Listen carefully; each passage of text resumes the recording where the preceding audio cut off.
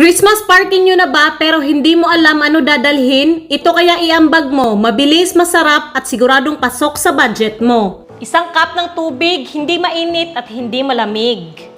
Kulay pula na gelatin, unflavored to, 2 kutsara. Haluin natin ng maigi.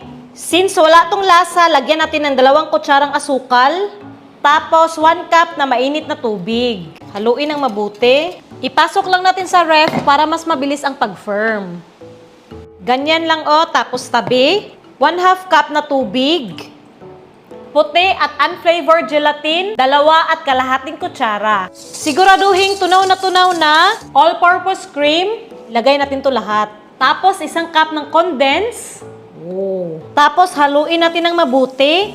Since hindi naman ako naglagay ng hot water dito, ilipat natin to sa kaldero. I-on ang apoy sa mahina lang. Tapos okayin natin to. Hindi na kailangan na kumulo ha. Basta uminit lang, okay na.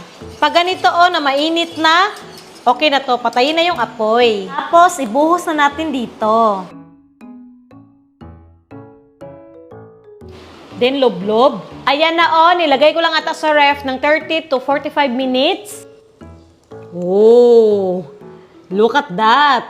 Wow. Wow. Oh. Wow.